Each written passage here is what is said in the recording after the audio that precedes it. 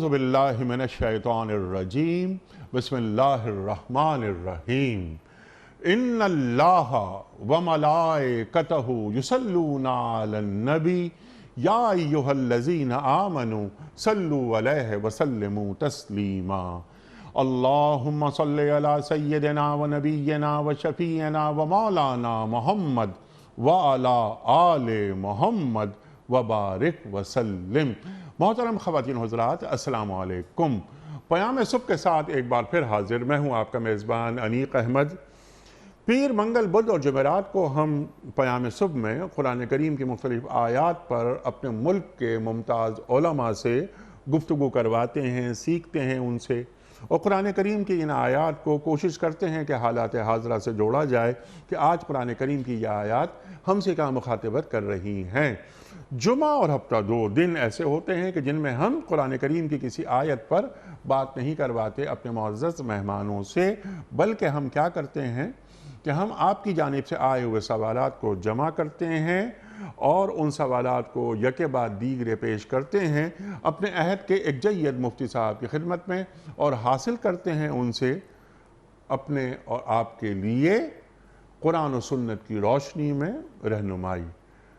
خواتین، یہ ہمارا ایمان ہے کہ ہمارے دین کے پاس زمین و آسمان کے ہر مسئلے کا حل موجود ہے۔ آج کی جو آیت ہے ہماری وہ سورہ احزاب کی آیت نمبر 72 ہے۔ خواتین و حضرات، یہ بہت بڑی آیت ہے اپنے معنی کے حوالے سے۔ ویسے تو چھوٹی سی ایک آیت محسوس ہوتی ہے، لیکن یہ اس کا جو کینوس ہے کتنا بڑا ہے یہ ہمارے معزز مہمان ہمیں بتائیں گے۔ اللہ تعالیٰ کیا فرما رہا ہے کہ ہم نے اس امانت کو آسمانوں اور زمین اور پہاڑوں کے سامنے پیش کیا تو وہ اسے اٹھانے کے لیے تیار نہ ہوئے۔ کس امانت کی بات ہو رہی ہے؟ یا یہ گفتگو تمثیلی ہے؟ اللہ صرف مثال دے رہا ہے۔ لو انزلنا ھذا القرآن علی جبل لرأیتہ خاشعا متصدعا من خشیۃ اللہ تلک الامثال نضربھا للناس لعلہم یتفکرون۔ اللہ تعالیٰ قرآن کریم میں ارشاد فرما چکا ہے۔ خواتین و حضرات، یہ کس امانت کی بات ہو رہی ہے؟ کیا خلافت کی بات ہو رہی ہے؟ کیا شریعت کے احکامات کی بات ہو رہی ہے؟ زمین، آسمان، پہاڑ ظاہر ہے یہ ذی روح نہیں ہیں، یہ شریعت کے احکام کیسے پورے کر سکتے ہیں؟ پھر انہوں نے منع کر دیا، زمین نے، آسمانوں نے اور پہاڑوں نے منع کر دیا۔ کیوں منع کیا؟ اور اس بار کو، اس امانت کو، اس بوجھ کو انسان نے اٹھا لیا۔ انسان نے جو یہ بوجھ اٹھایا، اس کے لیے اقرار کیا۔ یہ اقرار اختیاری تھا یا جبری؟ یہ بھی ہمارے معزز مہمان ہمیں تعلیم کریں گے۔ حضرت آدم علیہ السلام سے گفتگو ہو رہی ہے۔ پھر بہت ساری باتیں اس ذیل میں نکل کر انشاءاللہ آئیں گی۔ ایک سوال ہم یہ بھی رکھیں گے کہ جس امانت کے بار کو اٹھانے سے زمین، آسمان، پہاڑ منع کر رہے ہیں، انسان اٹھا رہا ہے، اسی کو قرآن کریم اسی انسان کو ظالم کہہ رہا ہے، جبکہ قرآن کریم، یعنی قرآن کریم کی اگر بہت ساری آیات، لقد کرمنا بنی آدم سے ہم شروع کریں، لقد خلقنا الانسان فی احسن تقویم کی بات کریں، خواتین و حضرات، اللہ تعالیٰ انسان کے مقام کو بلند کرتا ہے، انی جاعل فی الارض خلیفہ کی بات کرتا ہے، تو پھر یہاں وہ انسان جو اس امانت کا بار اٹھا رہا ہے، اسے اللہ تعالیٰ ظالم اور جاہل کیوں کہہ رہا ہے؟ یہ باتیں، تمام سوالات، ابہام یہ دور کریں گے ہمارے محترم مفتی محمد نجیب صاحب۔ خواتین و حضرات، مفتی محمد نجیب صاحب ہمارے ملک کا ایک سے واقف نہیں، فارغ التحصیل، دارالعلوم کراچی، ایک دنیا کو آپ نے قریب سے دیکھا۔ اعلیٰ تعلیم کے حصول کے لیے آپ آسٹریلیا تشریف لے گئے۔ خواتین و حضرات، ایسے علماء کی ہر دور میں ضرورت ہوتی ہے۔ مفتی نجیب صاحب کو خوش آمدید کہتے ہوئے پروگرام کا آغاز کرنا چاہوں گا اللہ تعالیٰ کے بابرکت نام سے، سورہ احزاب اور آیت نمبر 72۔ اعوذ باللہ من الشیطان الرجیم، بسم اللہ الرحمن الرحیم۔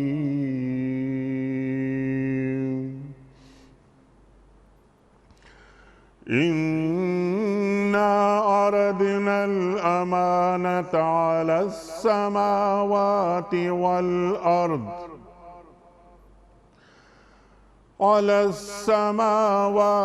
والأرض والجبال فأبين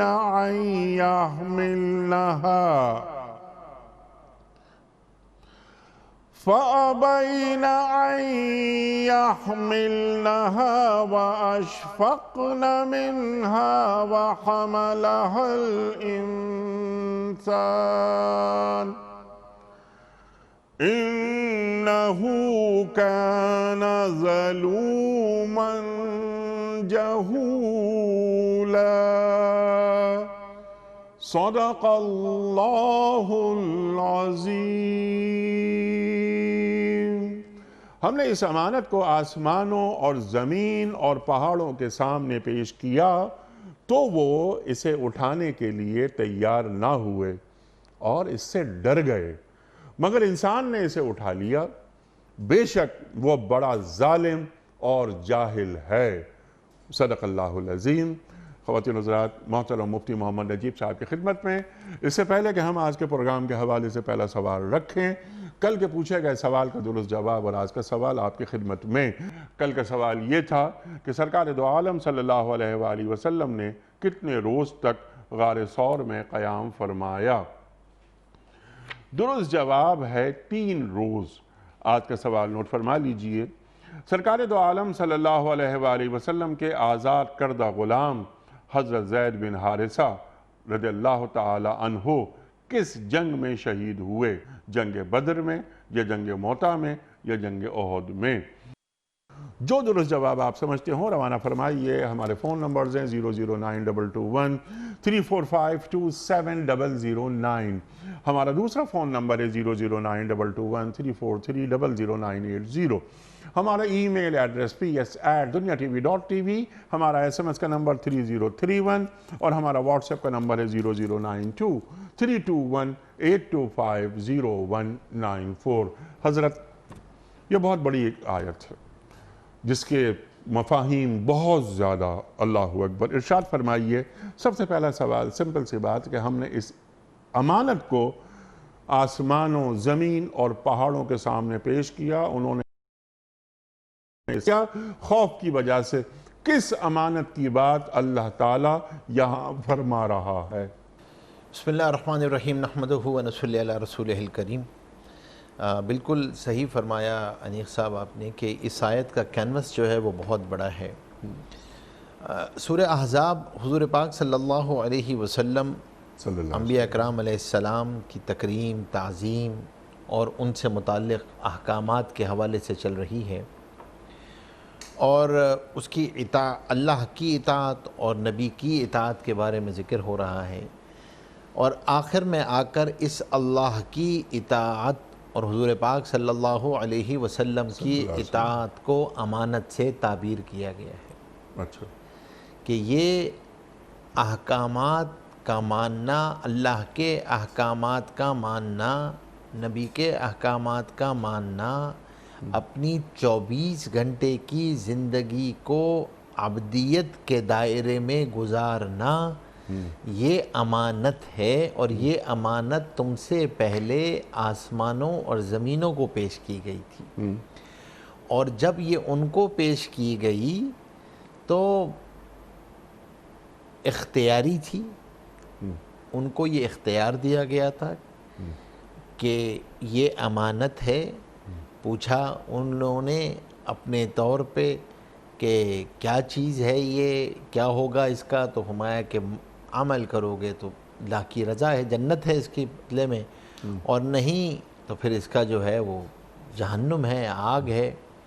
اور یہ چیزیں جب ان کے سامنے آئیں تو انہوں نے کہا کہ ہمیں تو جس حال میں ہیں ہم اس حال میں صحیح ہیں، اللہ کی تسبیح بیان کر رہے ہیں۔ جتنے بھی جمادات، لیکن سوال یہاں یہ پیدا ہوتا ہے کہ یہ اعمال، یعنی یہ اعمال شرعیہ، یہ کا کسی غیر ذی روح کے سامنے پیش کیے جا سکتے ہیں؟ بالکل پیش کیے جا سکتے ہیں۔ جب یہ آپ غیر ذی روح کے بارے میں جب یہ آ رہا ہے کہ اِمَّن شَیْءٍ یُسَبِّحُ بِحَمْدِهِ، ہر وہ چیز، جمادات، پتھر، چیزیں وہ اللہ کی تسبیح بیان کرتے ہیں، ٹھیک ہے. تو اب دیکھیں ہمیں جو سمجھنے میں دشواری ہو رہی ہے وہ یہ کہ اس وقت کیا کیفیت کیا ہوگی، کیسے کی گئی ہوگی.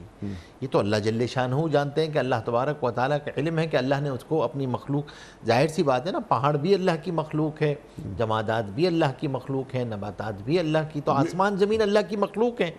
ان آسمانوں زمینوں کے سامنے یہ چیز کو پیش کیا گیا.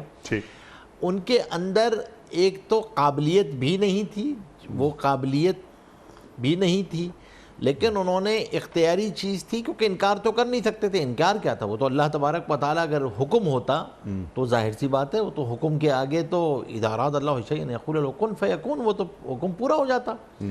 اور وہ اطاعت کرنے والے تھے، لیکن یہ تو اختیاراً ان کو دیا گیا، اختیاراً یہ سوال، یہ امانت کہ 24 گھنٹے کی زندگی اللہ کے حکم کے تحت گزارنا، اور اللہ کے احکامات جس لائن سے بھی ہوں، عقائد کی لائن سے، عبادات کی لائن سے، معاشرت کی لائن سے، معاملات کی لائن سے، ہر حال میں جو اللہ کا حکم ہے اس کو وقت کے نبی کے طریقے کے مطابق پورا کرنا، یہ جو امور تشریعیہ ہیں یہ امانت سے تعبیر کیے گئے، یہ امانت پیش کی جا رہی ہے. اور یہ امانت جب ان کو پیش کی گئی تو انہوں نے انکار کر دیا. اور ظاہر سی بات ہے کہ یہ پہلے کا بات پہلے ان کو پیش کی گئی ہے، پھر انسان کو پیش کی گئی ہے. کہ وہ انسان اشرف المخلوقات ہے، یعنی یہ نوع بشر کو اعزاز دیا جا رہا ہے، نوع بشر کو اعزاز دیا جا رہا ہے، اقرار بھی کروایا جا رہا ہے، اور آدم علیہ السلام کے سامنے یہ پیش کیے جا رہا ہے. اور آدم علیہ السلام نے، تفسیر قرطبی میں آتا ہے کہ آدم علیہ السلام کے سامنے پیش کیا کہ آدم علیہ السلام نے بھی پوچھا کہ کیا ہوگا، اس کی جزا کیا ہوگی. پھر تو فرمایا کہ اللہ کی معیت ہے، اللہ کی رضا ہے، جنت ہے ہمیشہ ہمیشہ کے لیے. اللہ تبارک و تعالیٰ نے وہ جنت بنائی ہے، اور اگر خدا نہ خواستہ اس کا بار اٹھا سکے اور امانت کو پورا نہیں کیا تو پھر جہنم ہے. تو آدم علیہ السلام نے، کیونکہ اللہ تبارک و تعالیٰ نے آدم علیہ السلام کے اندر یہ استعداد اور قابلیت رکھی تھی، کیونکہ انہیں خلافت کے وہ اہل تھے، خلیفہ بنایا تھا، تو ان کے اندر یہ قابلیت موجود تھی. انہوں نے اس کو قبول کر لیا اور اس امانت کو قبول کر لیا، اور امانت کو قبول کرنے کے نتیجے میں پھر جتنی بھی اس کی جزا تھی وہ بھی اس کے ساتھ متعلق ہو گئی. تو ایک چیز تو یہ ہے کہ یہ اس طریقے سے یہ امانت پیش کی گئی، سب آسمان زمین پر پیش کی گئی، اور پھر ان پر پیش کی جا رہی ہے. پھر اس کے بعد جو ہے وہ باقاعدہ اقرار کرایا جا رہا ہے، الست بربکم قالوا بلا. اب آگے جو ہے وہ ترتیب جو ہے وہ پھر چلنا شروع ہو جاتی ہے. تو ایک تو تکریم آدم ہے کہ بنی نوع انسان کی تکریم ہے کہ دیکھو اس سے پہلے یہ کسی پہ نہیں دی گئی تھی، اگرچہ اس کے اندر ضمناً جنات بھی شامل ہیں کیونکہ وہ مکلفین میں سے ہیں، لیکن جو اعزاز اللہ نے جزا اور سزا کا انسانوں کے ساتھ رکھا ہوا ہے وہ ان کے ساتھ اس درجے کا نہیں ہے. انسانوں کے ساتھ جس طرح جنت میں معاملہ ہے، تو اسی لیے یہاں پہ لفظ جو ہے وہ انسان آ رہا ہے. انسان معزز ہے، انسان معزز ہے، اشرف المخلوقات ہیں. سمپل سوال آپ کی خدمت میں کہ وہ اتنا بڑا بار، اتنا بڑا بوجھ اٹھانے کا مکلف ہوا، اور جیسا آپ نے فرمایا کہ یہ جبری نہیں بلکہ اختیاری ہے. کیا چیزیں ہیں؟ یعنی معرفت ہے، تہذیب نفس ہے، کیا چیزیں ہیں جو انسان کو ممتاز کر دیتی ہے تمام مخلوقات میں، یعنی وہ اشرف المخلوقات قرار پاتا ہے؟ دیکھیں اشرف المخلوقات ابتدا سے لے کے چلتے ہیں. جی ہاں. آپ بات کرتے ہیں سانچے کی، تو اللہ تبارک و تعالیٰ نے فرمایا کہ احسن تقویم ہے، اس سب سے بہترین سانچے میں اس کو بنایا گیا ہے. لیکن اللہ فوراً فرما رہا ہے کہ ثم رددناہ اسفل سافلین، کیوں؟ اور یہاں بھی فرما رہا ہے کہ انہ کان ظلوما جہولا. کیوں؟ اب کیوں یہ آ رہا ہے؟ اس لیے کہ دیکھیں، جب میں کسی زرخیز زمین کی تعریف کروں گا کہ یہ زمین بہت زرخیز ہے، بہت بڑھیا ہے، جی، لیکن اگر کوئی آدمی اس زمین کے اوپر محنت نہ کرے اور اس کو چھوڑ دے اور پھر یہ کہے کہ اس پہ کانٹے اگائے، تو ظاہر سی بات ہے کہ زمین تو بہت بڑھیا تھی، زمین کے اندر تو قابلیت تھی، زمین کے اندر تو سب کچھ تھا، محنت نہ ہوئی تو اب اس پہ جو ہے وہ کانٹے اگ گئے. تو اب یہاں پر انسان کی تکریم ہو رہی ہے کہ قابلیت، استعداد اس درجے کی رکھی ہے کہ یہ خلیفہ بننے کا اہل ہے. یہ اس لیے کہ اس سے پہلے کسی اور مخلوق کو عقل اور معرفت اس طرح نہیں دی گئی جو اس کو دی گئی. دوسری چیز، گناہ کرنا اور نیکی کرنے کا اختیار اس سے پہلے کسی اور مخلوق کو نہیں دیا گیا. یعنی ارادہ ٹھیک. کہ دیکھو اپنے ارادے سے کرو گے اور ارادہ چاہو گے تو گناہ کر لو گے اور حکم عدولی کر لو گے. یہ تمہارے اندر یہ موجود ہے، فرشتوں میں یہ موجود نہیں ہے. فرشتے تو خالصتاً وہی. اور دوسری طرف شیطان ہے کہ وہ نیکی پر نہیں آ سکتا، کہ اس کے اندر جو ہے وہ صلاحیت. تو دونوں صلاحیتوں کا مجموعہ ہے اور اپنی عقل اور معرفت کے نتیجے میں اپنے لیے فیصلہ کرنا ہے. تو یہ اس کو بتایا جا رہا ہے کہ دیکھو تمہیں اپنی عقل سے، اپنی معرفت سے جو تمہیں عطا کی گئی ہے، جو قابلیت تمہیں عطا کی گئی ہے، اور پھر تمہارے اندر جو ہے وہ نفس بھی رکھ دیا گیا ہے، نفس امارہ بھی ہے اور نفس کی اقسام بھی رکھ دی گئی ہیں. تم نے اس کی تہذیب بھی کرنی ہے. یہ سارا جو پروسیس ہے انسان کا، یہ اور کسی مخلوق کے اندر اس طرح موجود نہیں. اور اللہ یہ بھی فرما رہا ہے کہ خلقتو بیدیہ، کہ میں نے انسان کو اپنے دونوں ہاتھوں سے بنایا ہے. یہ اور کسی کے ساتھ نہیں اللہ ہے. اکبر. اور پھر کرمنا بنی آدم، پھر اس کے اللہ تبارک و تعالیٰ نے اس کی تکریم کی ہے. اب یہ ساری کی ساری چیزیں اس انسان کے اندر موجود ہیں. تو بنی نوع انسان بائی ڈیفالٹ اس کے اندر یہ صلاحیت موجود ہے کہ وہ اللہ کا خلیفہ بن سکتا ہے. نہیں بنے گا تو اپنے ارادے سے وہ حیوانیت کی طرف جائے گا، ورنہ صفات اس کے اندر انسانیت کی رکھی ہوئی ہے. اگر نہیں بنے گا تو امانت میں خیانت کا مرتکب اب ہوگا. جب امانت میں خیانت کا جو مرتکب ہوگا اس کی سزا آگے بیان کی. اس انسان کی تعریف کی گئی ہے، وہ کیا ہوگا؟ وہ جاہل ہوگا. اور پھر اسی طریقے سے یہ اس کی جہالت ہوگی، اس کی غفلت ہوگی کہ وہ ہوگا، اور پھر اس کا آگے سزا ہے. کون ہو سکتا ہے ایسا؟ زبان سے کچھ کرے، دل سے کچھ کرے. منافقین ہوں گے، اللہ کی توحید کا انکار کر رہے ہوں گے. مشرکین ہوں گے، اللہ کا انکار کر رہے ہوں گے. کافرین ہوں گے تو منافقین ہوں گے، مشرکین ہوں گے، کفار ہوں گے. یہ سب وہ ہوں گے جو اعمال کے اعتبار سے اپنے اوپر ظلم کرنے والے ہوں گے، علم اور معرفت کو چھوڑ کر جہالت اختیار کرنے والے ہوں گے. تو ان کے لیے کہا گیا کہ کتنا ظالم ہے، کتنا جاہل ہے. سب کچھ تجھے دے دیا گیا، ساری قابلیت تجھے اندر رکھ دی گئی. تو پہچاننا چاہے تو اپنی عقل اور معرفت سے اللہ کو پہچان سکتا ہے، توحید کو پہچان سکتا ہے. لیکن سب کو چھوڑ کر اور تو نے جو ہے وہ اپنے لیے یہ ٹھکانہ جہنم کا بنایا. تو اس کو کہا گیا کہ دیکھو اس انسان کو کہا گیا، بنی نوع انسان کے لیے خطاب نہیں ہے یہ آپ استثناء کر دیا گیا ہے یہاں سے کہ یہ بنیادی طور پہ وہ ہے. پھر ایک اور سوال آپ نے اٹھایا تھا، اور وہ بھی بڑا علمی سوال ہے. وہ سوال آپ نے یہ اٹھایا تھا کہ یہ اللہ تبارک و تعالیٰ نے کوئی اگزامپل دیا ہے، کوئی ایسی تمثیل بیان کی ہے، یا یہ کہ واقعتاً حقیقت ہے. تو جمہور مفسرین کا قول یہ ہے کہ یہ تمثیل وہاں پر ہے جو بیان کی لو انزلنا هذا القرآن على جبل لرأيته خاشعا متصدعا، کیونکہ وہاں اگر سے لو سے شروع کیا گیا ہے.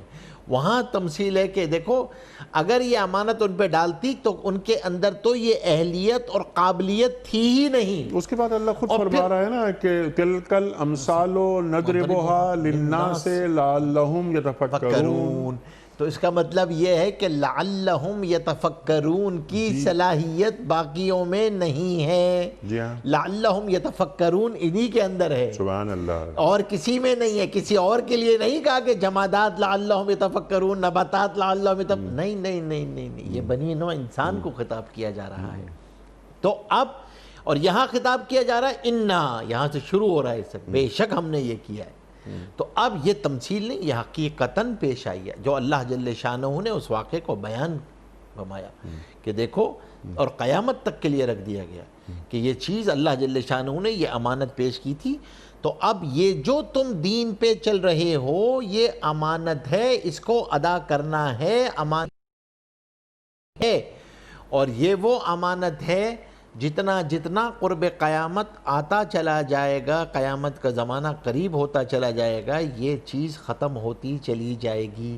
حضرت حذیفہ رضی اللہ تعالیٰ فرماتے ہیں 2 حدیثیں ہم نے سنی حضور پاک صلی اللہ علیہ وسلم سے۔ ایک حدیث یہ سنی کہ اللہ تبارک و تعالیٰ وحی کی بارش فرمائیں گے، دیندار لوگوں کے قلوب پر جو ہے وہ وحی وارد ہوگی، اور دین آئے گا ان کے اندر، وہ اس دین کے ذریعے سے علم سیکھیں گے، اس پہ عمل کریں گے۔ یہ حدیث ہم نے اپنی آنکھوں سے دیکھی، لوگوں ایمان میں داخل ہوئے، انہوں نے علم کو سیکھا، اس پہ عمل کیا۔ اور ایک اور حدیث یہ فرمائی کہ لوگ رات کو سوئیں گے اور صبح اٹھیں گے تو ان کے قلب سے اس امانت کو نکال لیا جائے گا، اور ایسا ہو جائے گا جیسے اس کے نشانات کے کوئی انگارہ آدمی کے پاؤں پہ پڑے اور اس کا نشان رہ جائے اور انگارہ ختم ہو جائے، اور تم قبیلے ڈھونڈتے پھرو گے اور لوگ کہا کریں گے فلاں قبیلے میں کوئی شخص امانت دار رہتا ہے، امانت اس طرح ختم ہو جائے گی، امانت اس طرح ختم ہو جائے گی۔ اور تو یہ امانت ہے، اللہ تبارک و تعالی نے بطور امانتاً، تو اس امانت کو ادا کرو گے تو اپنے اس کا اہل کون ہے جس کو ادا کرنا ہے؟ وہ اللہ کے احکامات ہیں، حضور پاک صلی اللہ علیہ وسلم کی اطاعت ہے۔ تو اب 24 گھنٹے کی زندگی کے اندر جہاں ہم اللہ کا حکم پورا کر رہے ہوتے ہیں، امانت کی ادائیگی کر رہے ہوتے ہیں، حضور پاک صلی اللہ علیہ وسلم کے طریقوں پہ چل رہے ہوتے ہیں، امانت کی ادائیگی ہو رہی ہوتی ہے۔ اور جہاں جہاں حکم عدولی ہو رہی ہوتی ہے، امانت میں خیانت ہوتی ہے، چاہے معاملات ہوں، چاہے معاشرت ہو، 24/7 میں سے حال کا کوئی امر جہاں پر ہم حکم عدولی کریں گے وہاں پر ہم خیانت کر رہے ہوں گے، وہاں خیانت ہو رہی ہوگی۔ اور پھر اللہ تبارک و تعالی نے یعنی اس کو یہ طور پہ واضح فرما دیا کہ دیکھو تم عمل کے اعتبار سے کوتاہی کر کے اپنے اوپر ظالم نہیں بننا، اور سب کچھ جانتے بوجھتے، معرفت ہوتے ہوئے، عقل ہوتے ہوئے، معلوم ہوتے ہوئے نہ کر کے جاہل مت بننا۔ اور فرمایا کہ ہاں انسان کی ہے، انسان کے اندر یہ کہ سب کچھ کرتے ہوئے بھی یہ بدعملی کرتا ہے، اپنے اوپر خود ظلم کر رہا ہوتا ہے، اور جانتے بوجھتے جو ہے وہ انجان بننا شروع ہو جاتا ہے۔ جی ہاں، یہ بھی قرآن کریم بیان کرتا ہے، قرآن کریم خود بیان کر رہا ہے، ان الانسان لربہ لکنود، ان الانسان لفی خسر وغیرہ وغیرہ، بہت ساری آیات قرآن کریم میں موجود ہیں اس انسان کے حوالے سے۔ جیسا ابھی گفتگو میں بھی یہ بات آئی کہ لقد خلقنا الانسان فی احسن تقویم ثم رددناہ اسفل سافلین، گرتا ہے تو انتہائی پستی میں گر جاتا ہے۔ اب یہاں پر آپ جو بات فرما رہے تھے، آپ کچھ فرمانا چاہ رہے ہیں؟ نہیں، میں آپ یہی کہہ رہا تھا کہ اس سے آگے چلیں گے تو اللہ نے خود بتا دیا الا الذین آمنوا وعملوا الصالحات فلہم اجر غیر ممنون۔ اللہ اکبر۔ اچھا، اب کیونکہ ایک بات آپ نے بے انتہا اہم اٹھائی، میں چاہتا ہوں ذرا اس پر مزید گفتگو فرمائیں۔ اس پر اقبال نے بھی بہت کہا ہے، لیکن میں چاہتا ہوں کہ پہلے آپ ذرا کچھ بات فرمائیں کہ انسان کا مقام، انسان کی فضیلت، انسان کا شرف، اشرف المخلوقات انسان، انی جاعل فی الارض خلیفہ۔ اللہ اکبر۔ خلیفہ نائب کسے بنایا جاتا ہے؟ جس میں کوئی اہلیت ہوتی ہے نا۔ ہمسایہ جبریل امی، بندہ خاکی۔ اقبال انسان کو کہاں سے کہاں پہنچا رہا ہے۔ اقبال فرما رہا ہے کہ عروج آدم خاکی سے انجم سہمے جاتے ہیں کہ یہ ٹوٹا ہوا تارا مہ کامل نہ بن جائے۔ ہاتھ ہے اللہ کا، بندہ مومن کا ہاتھ، غالب و کار آفری، کار کشا، کار ساز۔ اللہ اکبر، اللہ اکبر۔ اقبال تو یہاں تک کہہ دیتے ہیں کہ ایک وقت ایسا آتا ہے کہ انسان اللہ کا کو ورکر ہو جاتا ہے۔ اللہ اکبر۔ تو انسان آپ کی خدمت میں انسان کی استعداد، انسان کا مقام، انسان کی میری سطح کیا ہے، میرا مقام کیا ہے، کیا اس بات سے انسان واقف ہے؟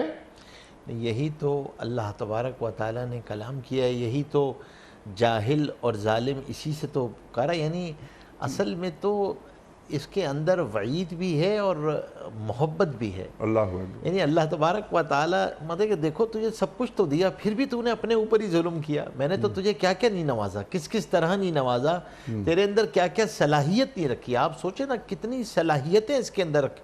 سب سے بڑی صلاحیت ہی اس کی عقل اور معرفت ہے جو اللہ تبارک و تعالیٰ نے باقیوں سے امتیاز دیا ہوا ہے اس کو, جو کسی اور میں رکھے ہی نہیں ہے.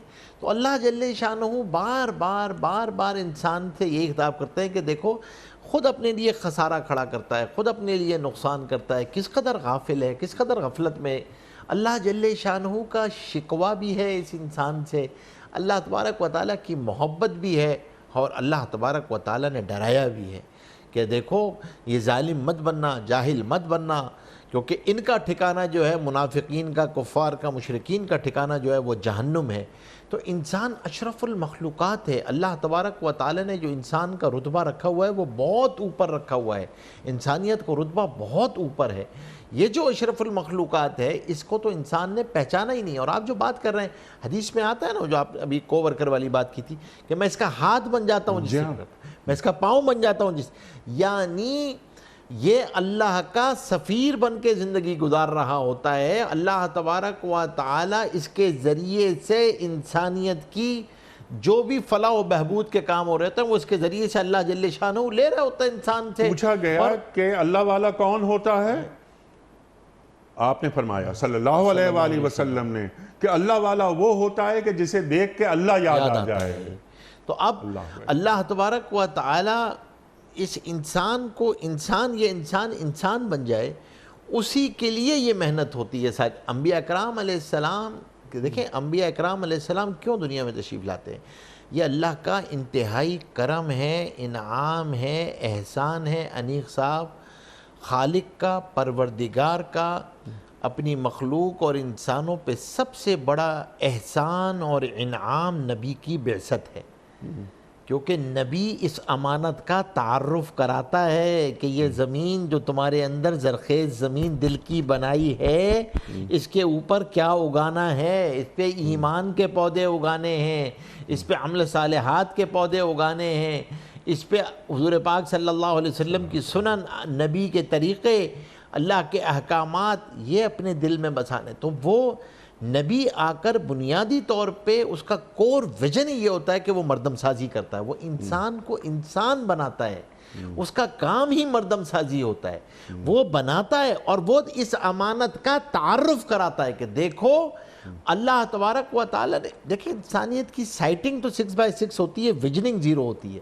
وہ اس کی ویژننگ کراتا ہے کہ دیکھو آخرت کو سامنے رکھ کے زندگی گزارنا, اور اللہ کا تعارف کراتا ہے وہ کائنات کا بنانے والا کون ہے, اور اس سے محبت کا رشتہ جوڑتا ہے. یاد رکھیے گا, عظمت کا رشتہ جوڑتا ہے. اور پورا قرآن آپ پڑھتے چلے جائیں نا, اللہ تبارک و تعالیٰ یہی تو گنا رہے کہ اس سے محبت پیدا ہو جائے. تو حکم یعنی اللہ کی اطاعت بنا بر محبت اور عظمت کے ہو, خوف کے نہ ہو. تو نبی محنت اس راستے سے کرتا ہے, اللہ سے ملاقات کا شوق پیدا کر رہا ہوتا ہے.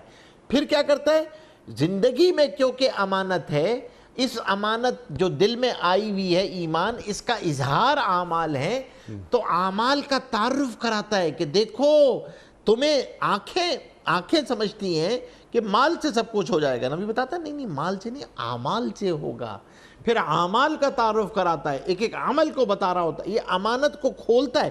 تو نبی کے بغیر, وحی کے بغیر, نبی کے بغیر آپ سمجھ نہیں سکتے. کیونکہ حضور پاک صلی اللہ علیہ وسلم قرآن کریم لے کر, حضور پاک صلی اللہ علیہ وسلم قرآن مجسم ہے. وہ حدیث جس کی تلاوت کی جاتی ہے اسے قرآن کریم کہتے ہیں, اور جس کی تلاوت نہیں کی جا رہی ہے وہ احادیث ہیں جو ہم پڑھ رہے ہوتے ہیں. لیکن دونوں وحی ہیں. وہ وحی جس کی تلاوت کی جا رہی ہے قرآن کریم ہے, وہ وحی جس کی تلاوت نہیں کی جا رہی ہے وہ حدیث ہے.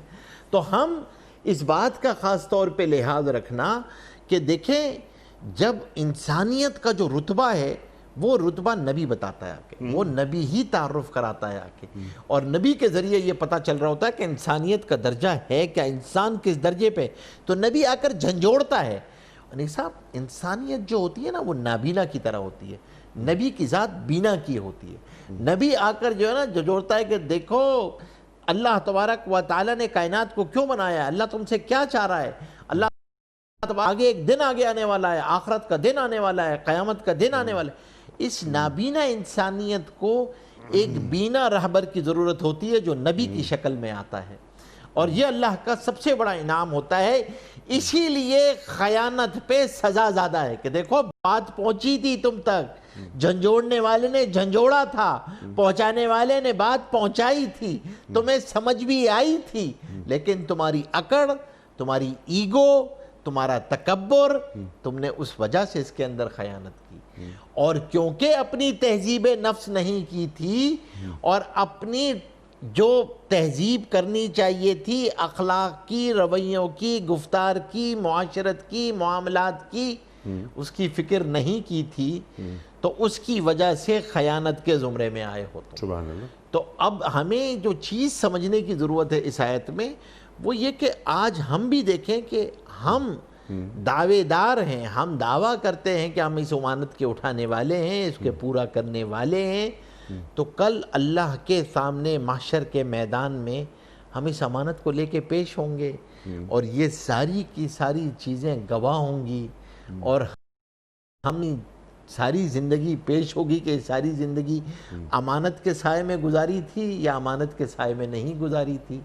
تو ہمیں بھی چوکنا رہنا چاہیے۔ یہ آیت بتا رہی ہوتی ہے کہ دیکھو یہ اتنا بڑا بوجھ ہے، یہ اتنی بڑی ذمہ داری ہے، اللہ جل شانہ کے سامنے حاضری ہونی ہے، اللہ کے سامنے اس امانت کو پیش کرنا ہے کہ میں نے اپنی 24/7 ہر آن ہر گھڑی جو اللہ کے احکامات تھے وہ حضور پاک صلی اللہ علیہ وسلم کے طریقے سے پورے کیے یا نہیں کیے، میرا گفتار، میرے رویے، میرے اعمال، میرے اخلاق، میری فکر، میری سوچ، میری نیت، میرے رویے، تمام چیزیں وہ اللہ کے حکم کے مطابق ہوں۔ 24/7 عبدیت کا تقاضا ہے امانت۔ 24/7 میں عبداللہ بن کر زندگی گزارنا صرف اور صرف مسجد کی چار دیواری میں نہیں، 24 گھنٹے کی زندگی میں درکار ہے آپ کو۔ عبدیت یہ امانت 24/7 کی بات ہے۔ اس لیے ہمیں بھی اپنا جائزہ لیتے رہنا چاہیے اس امانت کے اندر کہ دیکھیں ہم انسان ہیں، اللہ نے ہمیں اعلیٰ درجہ عطا فرمایا ہے، خلیفہ ہیں، اور جب خلیفہ ہیں تو خلیفہ کے اندر اصل کی کچھ صفات ہوتی ہیں، پھر اس کے اندر کچھ سخاوت کا درجہ وہ ہونا چاہیے، وہ بھی سخی ہوگا، معاف کرنے والا ہوگا۔ اللہ فرما رہا ہے، اور حدیث قدسی ہے کہ تخلقوا باخلاق اللہ، کہ اپنے اندر اللہ کے اخلاق پیدا کرو۔ کیا اچھی بات آپ نے کی کہ اللہ کے بھی اوصاف، اللہ کی بھی صفات بندے میں ہوں گی، اور یہ اتنی بڑی امانت دی گئی، اور یہ اختیاری ہے، جبری نہیں ہے۔ ذرا سا بات کو آگے بڑھاتے ہیں۔ آپ نے ایک لفظ بار بار یہاں پر ارشاد فرمایا، تہذیب نفس۔ یہ تہذیب نفس کیسے ہوتی ہے؟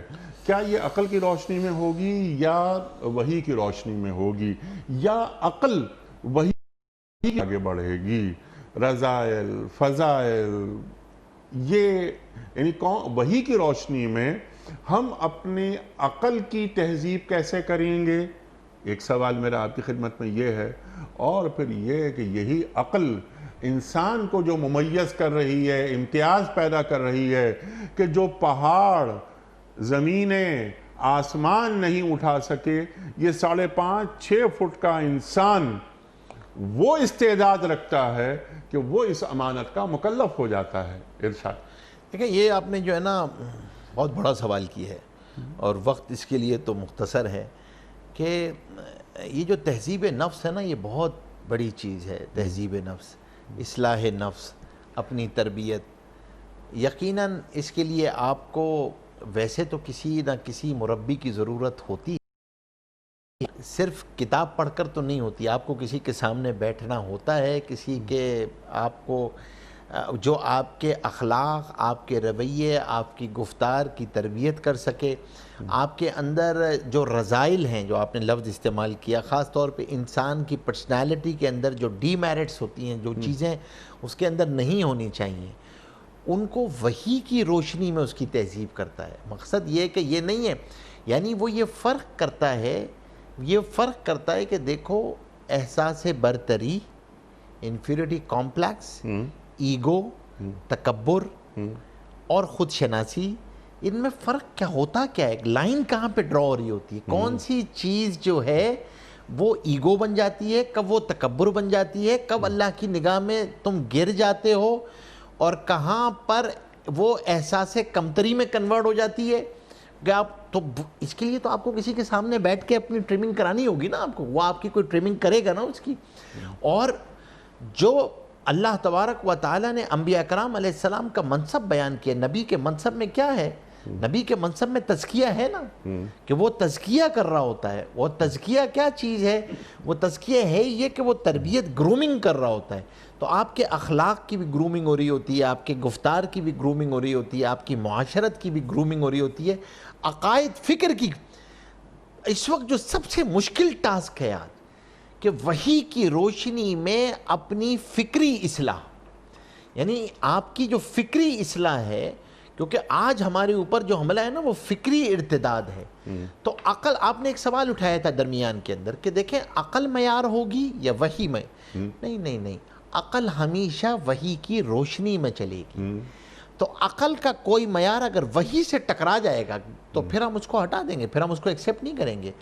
کیونکہ سب سے پہلے دیکھیں انیق صاحب، گفتگو کے اندر جب میں نے کسی سے گفتگو کرنی ہے، عقلی معیارات کو طے کرنا ہوگا نا، میں نے پرسپیکٹیوز کو ڈیسائیڈ کرنا ہوگا نا کہ کس پرسپیکٹیو میں گفتگو کر رہی ہوگی. اسٹینڈرڈ ڈیسائیڈ کریں گے نا. یہ نہیں ہو سکتا کہ میں انتہائی سب اسٹینڈرڈ گفتگو کروں اور آپ ایک اعلیٰ اسٹینڈرڈ پہ گفتگو کرو تو میچ ہی نہیں کرے گی، ویو لائن تھی میچ نہیں ہوگی. تو عقل اگر کہہ دے، یعنی عقل ہو سکتا ہے عقل ظلم کی ایک ایسی ڈیفینیشن کرتی ہو جو مسئلہ ہو جائے آپ کے لیے، شاید مرغی کھانا بھی مسئلہ ہو جائے کہ یہ تو جانور کے اوپر ظلم ہے اور آپ کیوں گوشت کھا رہے ہیں. وہ ظلم کی ایک ایسی ڈیفینیشن بیان کر دے اینیمل ویلفیئر کی کہ شاید اینیمل کھانا ہی مشکل ہو جائے آپ کے لیے. تو یہ اٹ مائٹ بی ہیپن، بنیاد پہ اینیمل ویلفیئر کو ڈیفائن کر سکتا ہے نا کہ بھائی مرغی کا بھی تو دل ہوتا ہے، وہ بھی تو پیدا ہونے کے بعد سوچتی ہوگی کیا مرنے کے لیے ہی پیدا ہوئی تھی، کیا میں انسانوں کی خوراک بننی تھی، اور اس پہ آپ سے گفتگو شروع کر دے. تو یہ اتنی سب اسٹینڈرڈ گفتگو ہے کہ اگر آپ اس پر جا کے اس کو قائل کرنا چاہیں گے تو آپ کو میرے خیال میں آپ کو کہیں پہ اسٹاپ کرنا ہوگا نا، آپ کو تھوڑا سا پرسپیکٹیو ڈیفائن کرنا ہوگا کہ پہلے ہم پھر اس کا حدود ڈیفائن کر لیں کہ ہم کیا کرنے جا رہے ہیں، ہم کیا کہنے جا رہے ہیں. یہی مسئلہ ہوتا ہے انیق صاحب جب آپ انسانیت کی ڈیفینیشن کرتے ہیں عقل کے تناظر میں، اور آپ ہیومنزم کو ڈیفائن کرنے جاتے ہیں اپنی عقل کے، اور وہی کو ہٹا دیتے ہیں. تو پھر بڑے مسائل کریٹ ہوتے ہیں، پھر وہاں پہ بہت مسائل کریٹ ہوتے ہیں. پھر آپ کو ان کے کچھ ایسے حقوق بھی دینے پڑتے ہیں جس کو وہی حیوانیت کے حقوق کہہ رہی ہوتی ہے. سبحان اللہ. تو اس آیت میں جس انسان کا تصور پیش کیا جا رہا ہے، یہ وہ انسان ہے جو عقل پیدا نہیں کر رہی بلکہ وحی کی روشنی میں پیدا ہو رہا ہے، روشنی میں پیدا ہو رہا ہے، اور وہی اس کی عقل کی تربیت کر رہی ہے. سبحان اللہ سبحان اللہ. اس کے جو کانٹے ہیں اس کو نکال رہی ہے اور پھولوں کو نمایاں کر رہی ہے. اب عقل کی بھی تہذیب ہو رہی ہے، اور پھر جو چیز سمجھ میں نہیں آنے والی ہے وہاں پہ کہہ رہی ہے کہ بھائی یہ عقل کے ترازو میں نہیں تولا جا سکتا، یہ چیز عقل کے ترازو میں ہو سکتی ہے، ہر چیز عقل کے ترازو میں نہیں تو سکتی نا بھائی. آپ بالکل ایسا ہی ہے کہ آپ کہیں کہ نہیں مجھے ہر حکم جو ہے وہ عقل کے ترازو میں تول کے دکھاؤ. تو ایسا ہی ہے کہ کوئی آدمی پہاڑ کو جو ہے اس ترازو پہ رکھ دے جو سنہار کے پاس ہوتا ہے رتی ماشے تولنے کے لیے، تو اگر اس پہ رکھ دیا جائے تو پہاڑ تو اپنی جگہ رہتا ہے، ترازو ہی پٹک جاتا ہے نا. تو جب وہ انسان اس طریقے سے کرنے کی کوشش کرتا ہے اور ہر چیز سمجھنے کی کوشش کرتا ہے عقل کے تناظر میں ہی صرف، اور وہی کو پس پش ڈالتا ہے تو مشکل ہو جاتی ہے. کیونکہ عقل انسان کی ڈیفینیشن ایک ٹاکٹیو اینیمل کی کرتی ہے، وہ اشرف المخلوقات کی نہیں کرتی ہے. جی ہاں. عقل جو ہے نا وہ آپ کو ہر صورت میں یہ کہتی ہے کہ آپ اس کو تسلیم کریں کہ آپ اینیمل ہیں، اور آپ کے اندر صفات اصل میں جانوروں کی ہیں، اصل میں حیوانیت آپ پہ غالب ہے. تو جب وہ اس ڈیفینیشن کو لے کے چلتی ہے نا تو وہ تو پھر بیسک میجر ڈیفینیشن میں کلیش آ گیا ہے نا. تو پھر اگر آپ اس ڈیفینیشن کو لے کے آئیں گے تو پھر آپ کیسے کر سکیں گے؟ تو آپ کو پھر انسان کے مقام کو پہچاننا مشکل کیا بلکہ ناممکن ہو جائے گا. بالکل ناممکن ہو جائے گا. کیونکہ اچھی بات آپ نے فرمائی کہ یہ عقل کے ہوا عقل، اور وہی عقل ہوگی لیکن وہ وہی کی روشنی میں سفر کرے گی. پھر اقبال یاد آ جاتے ہیں کہ گزر جا عقل سے آگے کہ یہ نور، گزر جا عقل سے آگے کہ یہ نور، چراغ راہ ہے منزل نہیں ہے. تو عقل چراغ راہ تو ہو سکتی ہے، منزل نہیں ہو سکتی. اس کو اس کی جگہ پہ رکھنا، جی یہ ہے اصل کام، کہ اس کو اس کی جگہ پہ رکھنا. ہاں کہ جہاں وہی اس سے ٹکرا رہی ہوگی وہاں کس کو درجہ دیا جائے گا، کس کی بات کو مانا جائے گا. اور کیونکہ عقل تو کچھ بھی کر سکتی ہے نا. آج دنیا نے جب عقل کو تسلیم کرنا شروع ہوا ہے تو معاشرتی احکامات کے اندر تغیر آ گیا ہے. دنیا میں یہ نہیں آ گیا، تصور ہی نہیں کر سکتی تھی، کیونکہ عقل کی بنیاد پہ آپ ڈینائی نہیں کر سکتے. اگر آپ نے صرف اور صرف عقل کو ہی معیار بنا لیں گے تو مشکل ہو جائے گی نا. آپ بنانے والے سے تو پوچھیں گے نہیں کہ بنانے والے نے بنایا کیوں تھا، خود یہ فیصلہ کریں گے کہ ہمیں کیوں بنایا گیا ہے. ٹھیک. تو پھر تو مسائل پیدا ہوں گے نا. پھر تو آپ کے ذہن میں تو یہی آئے گا کہ ہم میں اور حیوان میں کوئی فرق نہیں ہے. تو جب حیوان کو آزادی کامل حاصل ہے تو ہمیں بھی آزادی کامل حاصل ہے. پھر تو آپ کو یہ تمیز کرنا بہت مشکل ہے نیک صاحب کہ بہن کون ہے، ماں کون ہے، بیوی کون ہے. یہ تمیزیں تو، یہ چیزیں تو اس وقت تک رہتی ہیں جب تک وحی کی روشنی رہتی ہے.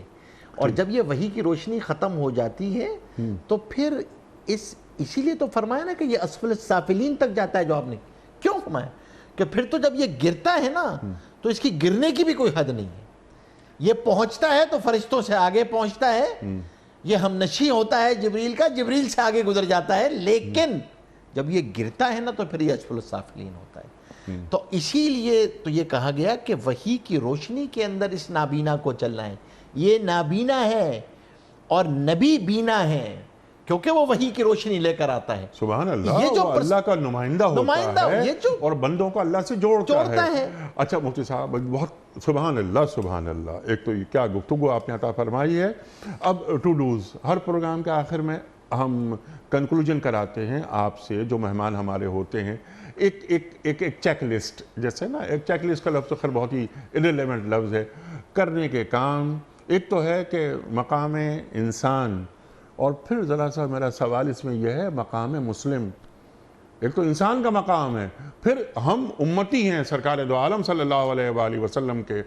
یہ امانت جس کا آپ نے ذکر کیا اور ہمیں تعلیم کیا کہ امانت جو دی گئی یہ اصل میں احکام شریعت تھے، یہ معرفت، یہ تہذیب نفس، یہ اعمال صالحہ، یہ تو ہم سے مخاطبت ہو رہی ہے نا. قرآن کریم تو ہماری کتاب ہے تو پوری تمام انسانیت کے لیے، لیکن کیونکہ ہم کلمہ گو ہیں تو پہلے یہ کتاب ہمارے پاس ہے، پہلے کسٹوڈین تو ہم ہیں.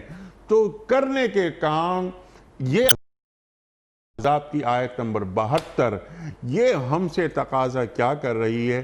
چند کام جو بڑے کام ہیں کہ جہاں اللہ اور اللہ کے رسول صلی اللہ علیہ وآلہ وسلم ہمیں دیکھنا چاہتے ہیں تاکہ ہم اس امانت الہی کے اٹھانے والوں میں شامل ہوں اور کہیں ہمارا نام خیانت کرنے والوں میں شامل نہ ہو. دیکھیے انیک صاحب، سب سے بنیادی چیز تو یہ ہے کہ آدمی جس جگہ پر بھی ہے، جس رول کے اندر بھی ہے، اس کے اندر اس امانت کو اپنے اندر تلاش کرے. میں سب سے پہلے میں اللہ کا بندہ ہوں، پھر حضور پاک صلی اللہ علیہ وسلم کا امتی ہوں. امتی ہونے کے ناطے آپ سوچیں نا کیا فرمایا گیا اس امت کے بارے میں، تو کنتم خیر امتن اخرجت للناس. کیا کام ہے تمہارے ذمہ؟ تأمرون بالمعروف وتنہون عن المنکر. تمہارے ذمہ تو کام ہی وہ بنایا گیا ہے، کام تمہارے ذمہ ہے کہ پوری امت میں تم نے اس کو پیش کرنا ہے دین کو. امتی ہونے کے ناطے میں کہاں کھڑا ہوا، اور آپ یہ ظاہر سی بات ہے. تو اب میں نے اس حوالے سے میں کہاں کھڑا ہوا، پھر جس شعبہ زندگی کے اندر ہوں، جو میرا رول ہے، میں کسی کا بیٹا ہوں، میں کسی کا بھائی ہوں، کسی کا شوہر ہوں، کسی کا باپ ہوں، جس لیول پہ وہاں پہ یہ امانت پوری، کیونکہ اس امانت کے تحت ہر جگہ مجھ پر کچھ ذمہ داریاں عائد ہو رہی ہیں، کیونکہ کلکم رائن و کلکم مسئول عن رعیتہ. تو اب یہ بھی کون بتا رہا ہے؟ یہ بھی وہی بتا رہی ہے. یہ کہ امانت آپ سے، دیکھیں امانت کی جو آپریشنل ڈسکرپشن ہے نا وہ وحی کے علاوہ نہیں پتہ چلتا. سبحان اللہ سبحان اللہ. آپ اس کی آپریشنل، اس کا ہوگا کیا، مطلب اس کا جو ہے نا وہ آپریشنل مینول کیا ہوگا، اس کا وہ آپریشنل مینول تو وہی بتائے گی نا آپ کو. آپ پڑوسی ہیں تو کیا کریں گے، آپ کے ساتھ کیا ہو رہا ہوگا. جس شعبہ زندگی میں ہیں وہاں میں نے امانت کو زندہ کرنا ہے. دکان پہ بیٹھا ہوں، کاروبار میں بیٹھا ہوں، سیکریٹریٹ میں بیٹھا ہوں، منصب قضا پہ بیٹھا ہوں، وزیر اعظم ہوں، وزیر ہوں، صدر ہوں، کہ کل مجھ سے میری ذمہ داری کے بقدر کل امانت کا سوال ہوگا، بقدر ذمہ داری.